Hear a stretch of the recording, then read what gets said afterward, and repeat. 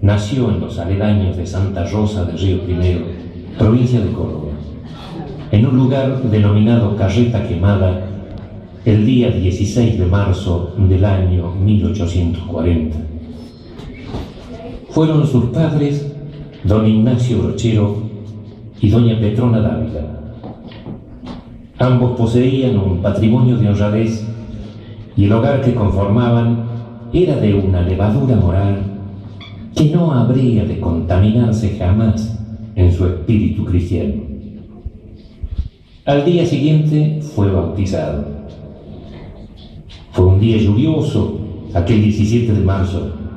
Recordará más adelante el mismo cura Brochero al decir que de nacimiento era bien conformado y lindo su rostro, que al otro día, cuando lo llevaban a bautizar, por el mucho barro, la yegua negra que los trasladaba resbalaba a cada instante, y en uno de los tropiezos en que casi rodaron, fue tal su sobresalto que del susto y terror contrajo de tal manera la cara que le quedó así en adelante.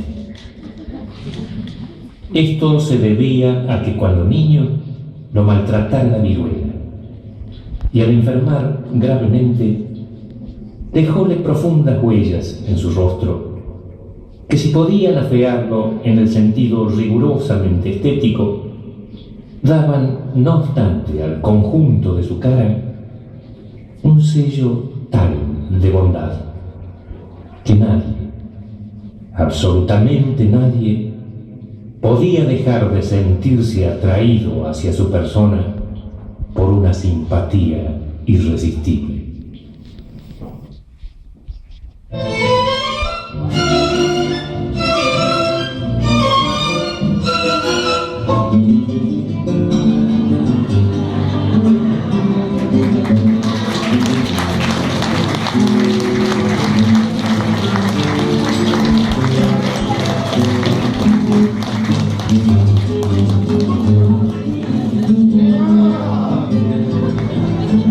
Santa Rosa, Río Primero, marzo canta en el canto, viejo sornero, de su rancho de adobe, tallón abierto, saludaban al niño recién nacido de peladero.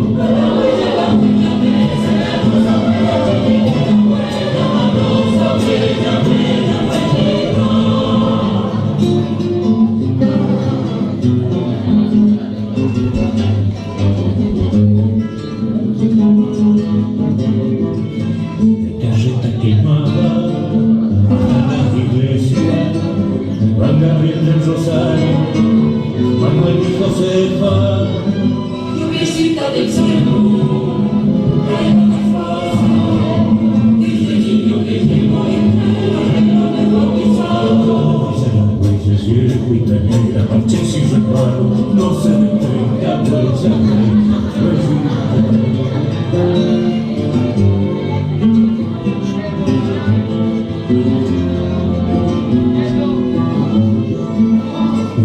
de palomos desde el campanario a la ronda redonda salió jugando.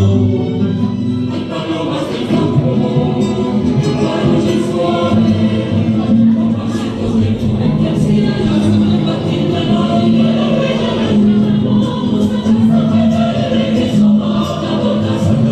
La huella se ve muy tan negra, marche sin resbalo, no se detenga.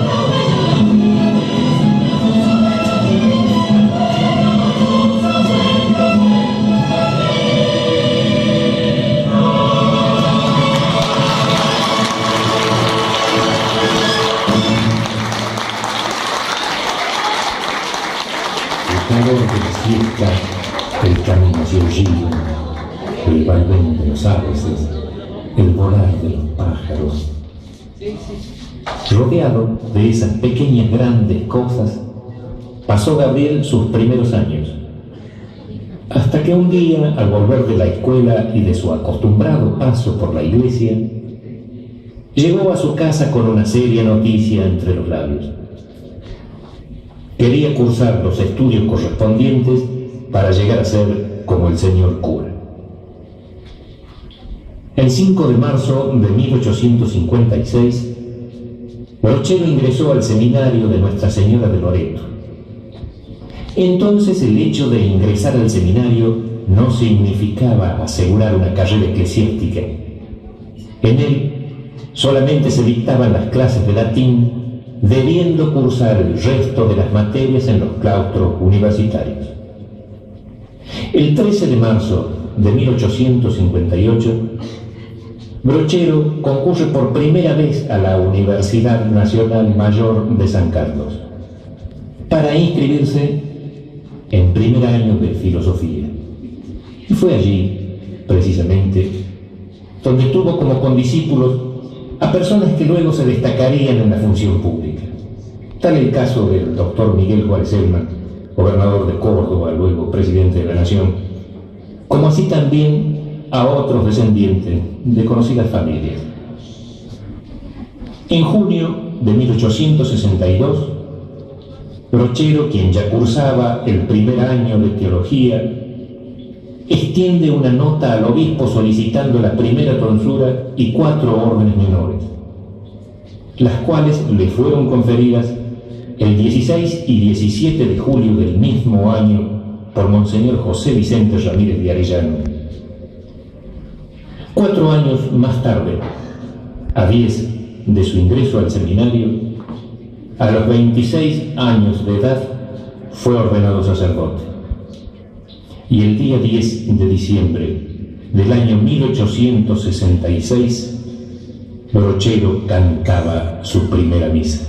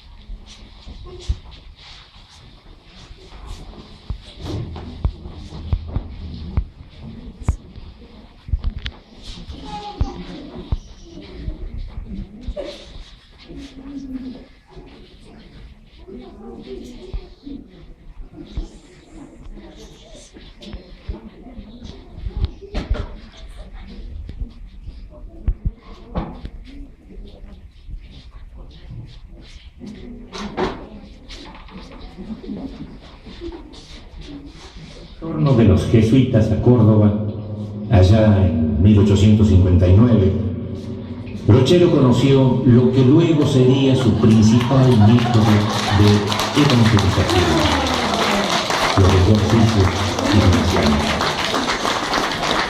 A fines de 1867, el cólera morbo azotó despiadadamente a la provincia y la ciudad de Córdoba. Más de 4.000 víctimas llevaba cobrada la epidemia, y sin embargo, como un eco de las palabras del Divino Maestro, quien ama en sincera caridad llega a dar la vida por los amigos. Brochero mostró bien el temple del fino acero de aquel su desinteresado amor, y día y noche anduvo en todos los peligros, exponiendo su vida.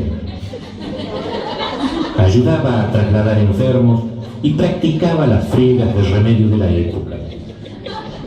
Asistía a los moribundos y a todas horas se le veía transitar hacia las casas y ranchos de los atacados, ofreciendo al moribundo el religioso consuelo, recogiendo su última palabra y cubriendo con caridades la miseria de los deudos. Pasó así la peste con sus banderas de luto. El 24 de noviembre de 1869, después de despedirse de sus amigos y conocidos, partió desde la ciudad de Córdoba rumbo hacia el oeste. para hacerse cargo del curato que se le había confiado.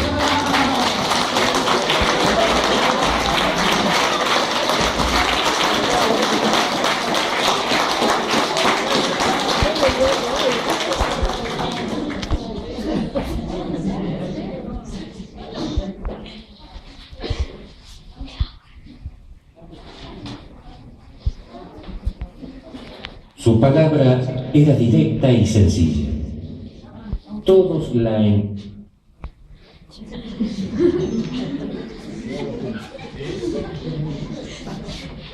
Su palabra era directa y sencilla. Todos la entendían y gustaban de ella. Era brochero, un paisano más entre los paisanos. Sombrero negro de anchas alas, cigarrito y chala entre los labios.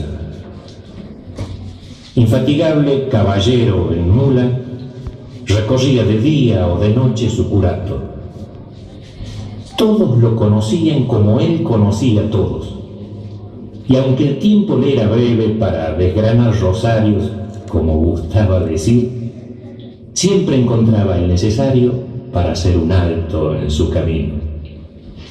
Anduvo por el Tucumán, hablándole a los zafreros, allá por Lourdes, Medinas, Santa Ana, Ingenio La Trinidad, donde, aprovechando la curiosidad de una vaca negra que los miraba, les dijo: así como esa vaca, que tiene la señal y la marca de este ingenio, así estamos marcados nosotros por Dios, pero no en las ancas ni en las paletas, sino en el alma, mi amigo.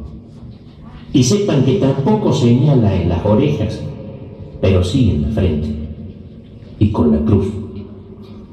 Como hombre, en Córdoba, tras las sierras, entendía que los padres de familia no tenían por qué emigrar de aquellos lugares en procura del sustento. Les enseñó a sembrar y a recoger sus propias cosechas, incentivando así la incipiente agricultura en las pampas de Pocho. Que un extenso territorio sin caminos obligaba a sus habitantes a sobrellevar una vida reclusa, aislándolos de todas las posibilidades que brinda el progreso y que, por lo tanto, era algo inconcebible. Pues bien, él los hizo. Aparte de reglamentar el correo a caballo y conseguir telégrafo y estafetas para varios pueblos, hizo 200 kilómetros de caminos carreteros uniendo a los departamentos de Cruz del Eje, Minas, Pocho, San Alberto, San Javier y Río Cuarto. Otros tantos kilómetros de caminos secundarios uniendo a las villas entre sí. Más, ese camino tan largo que naciendo en Soto atraviesa las pampas de Achala, inspiración de lo que hoy se llama Camino de las Altas Cumbres. Y hay más. Sembró de escuelas a los cuatro vientos la inmensa parcela de su curato. Desde la villa del Tránsito hasta las cumbres del Champaquí, hacia los bajos del Chancaní y hacia los altos del Panaolma. Estableció molinos para las moliendas del trigo y del maíz, y al no poder construir los diques en que soñaban, el de Jaime y el de Ámbul, ya que para eso necesitaba la ayuda del erario de la nación, abrió acequias y construyó canales. Erigió infinidad de capillas, templos e iglesias, y algo más. La casa de ejercicios espirituales y el colegio internado regido por las hermanas religiosas, las hermanas esclavas. Como sacerdote, les enseñó a amar a Dios por sobre todas las cosas, pero también entendía que para llegar a Dios debían comenzar por respetarse a sí mismos. Más de 70.000 paisanos en tandas de a 100 y de a 200 llevó a la casa de ejercicios. Y si bien 8 días de meditación y penitencia no parecen muchos, fueron lo suficientes para ir mejorando aquel elemento rudo, recio y bravío, aunque en el fondo de sus sentimientos, leal, noble y generoso, condiciones innatas de las criaturas que puso Dios en las montañas.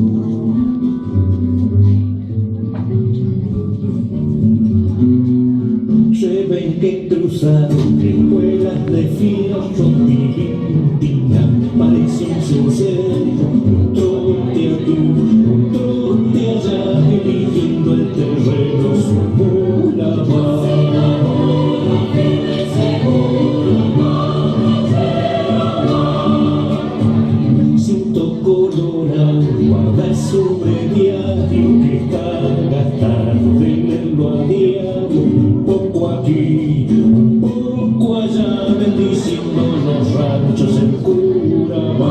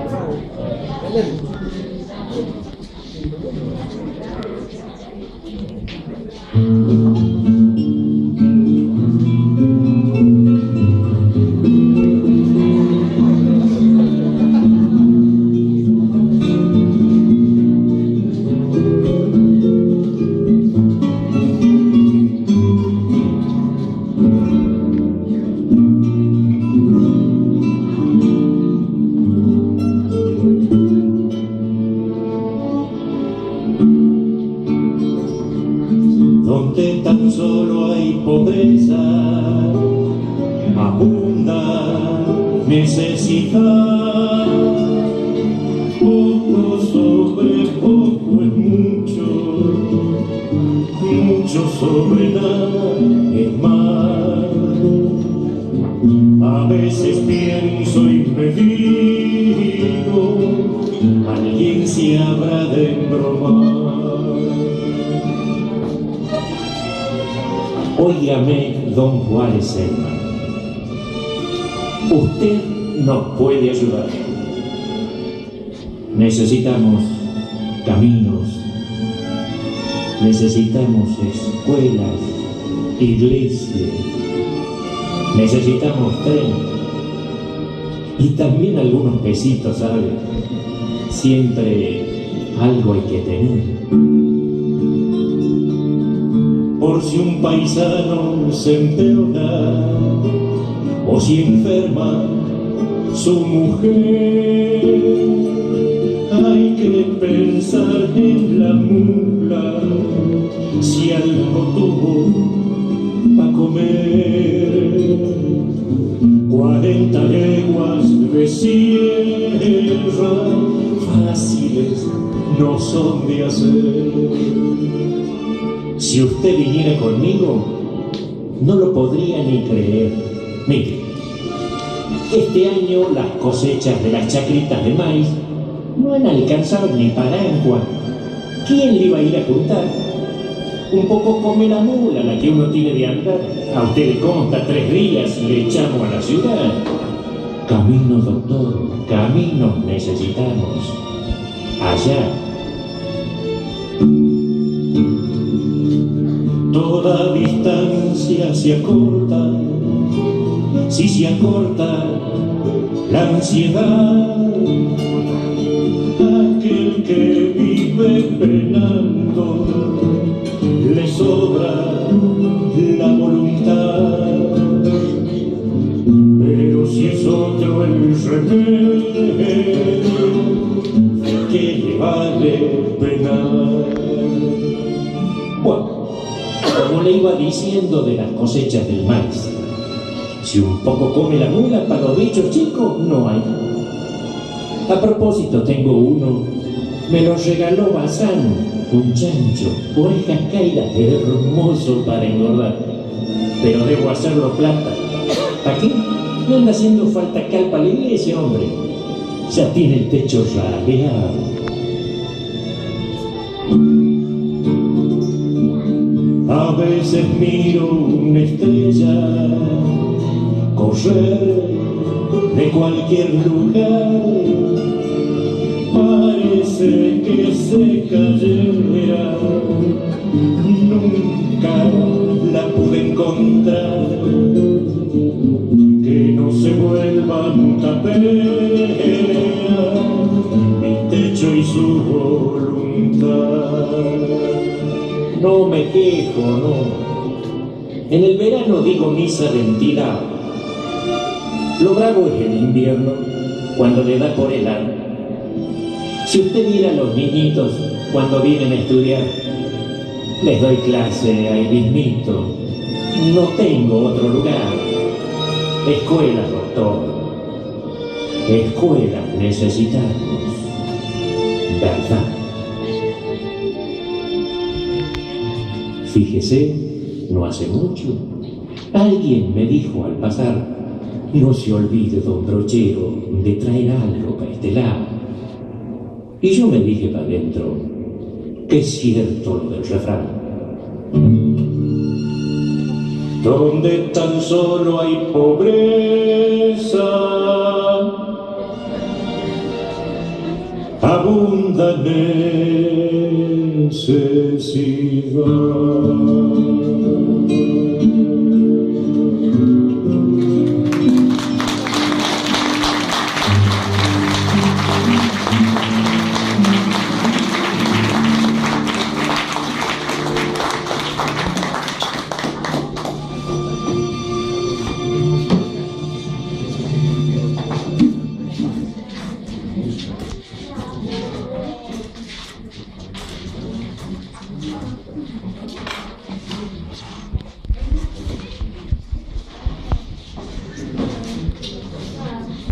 mucho de Jesús, porque indudablemente él fue uno de los elegidos.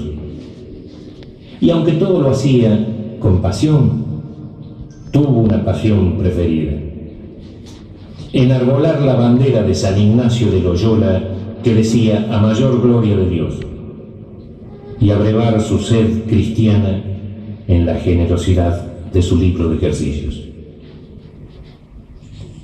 Fue entonces, en 1907, al viajar a Córdoba para hacerse tratar de la ceguera, debiendo seguir a Buenos Aires por la misma razón, una vez alojado en la casa de su muy querido amigo don Miguel Juárez Celma, y a un llamado telefónico que a éste le hiciera el médico que atendió a Brochero, que se entera de su grave estado de salud.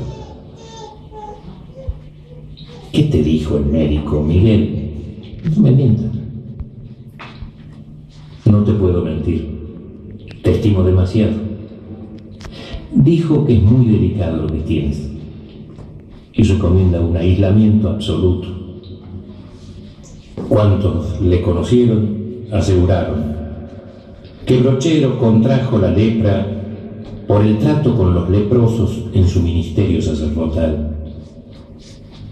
El 2 de febrero del año 1908 renunció definitivamente al curato de San Alberto para recluirse en una piecita que le facilitara una de sus hermanas. Allí pasó sus últimos 6 años.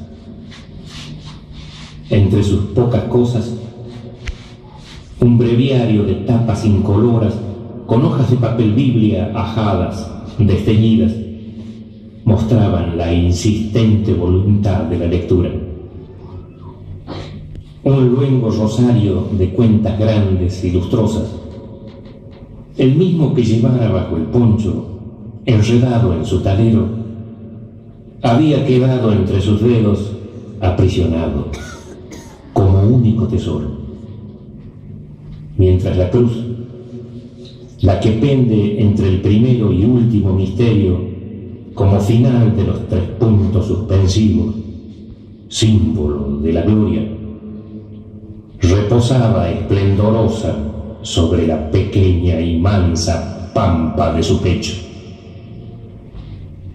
Había muerto Brochero, cieguito y leproso, sobre su catre de tientos. Era el día 26 de enero del año 1914.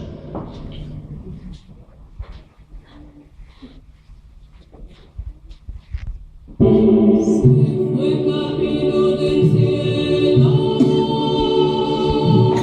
José Gabriel del Rosario, iba cieguito y leproso, con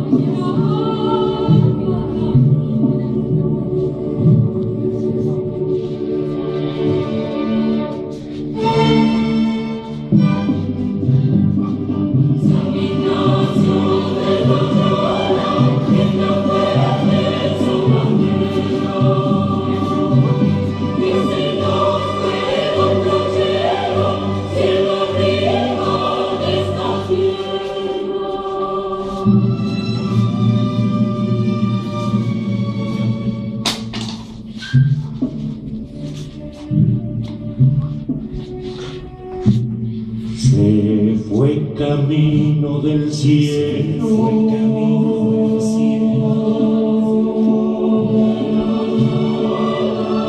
José Gabriel del Rosario,